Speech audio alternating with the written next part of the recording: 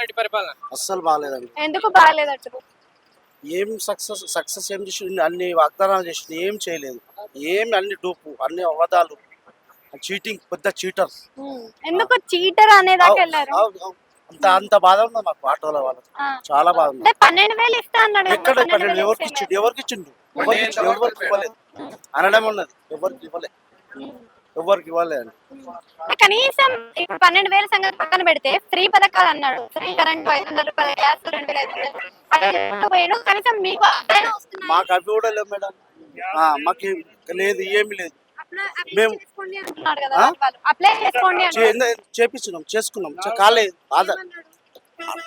చేపిస్తున్నాం ఆన్లైన్లో అంటే ఆన్లైన్లో చేపిస్తున్నాం, రావటం లేదు. వస్తాయి అంటారు వాళ్ళు. సో ఎప్పుడు వస్తాయి ఏంటి అంత చెప్తారా మేడం? చాలా వాళ్ళు బిజీ.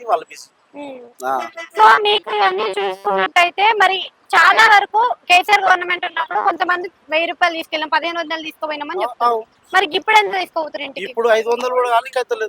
పొద్దున మబ్బులు 5 గంటలకు వచ్చినాం, ఇప్పటికి 150 రూపాయలు కూడా ఇవ్వలేదు. 300 రూపాయలు కిరాయి కట్టాలి. అంటే దేని వల్ల ఇది ఇంపాక్ట్ అవుతుంది? Free bus Rapido free bus.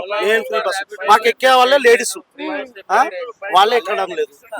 మొత్తం మేము మా పిల్లలు కూడా మేము ఎన్నో కొద్దిగా మా పిల్లలు కూడా మేము చదువుకోకున్నందుకు మా పిల్లల్ని కొద్దిగా గొప్పగా చదివించుకుందామని అప్పుడు ఆ ప్రభుత్వం ఉన్నప్పుడు మంచిగా ఉన్నది కాబట్టి ఒక స్కూల్లో చదివిస్తున్నాం. ఫీజులు కట్టడానికి కూడా పథకాలు లేకుండా ఏది పెడితే బాగుంటది అంటారు? మరి ఫ్రీ అంటే అవసరం లేదు.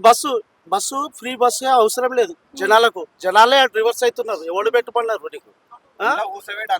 సంవత్సరానికి 6 నెలలకు ఒకసారి ఊరికి పోయేటోడు 1,000 రూపాయలు 500 పెట్టుకోలేమా? ఇందరు జీవితాలు పాడైపోయినాయి, ఆటో డ్రైవర్లు అయినాయి, అందరూ ఇంత ప్రాబ్లం ఉన్నదని అంటున్నారు. వాళ్ళు కూడా రివర్స్ అయినారు.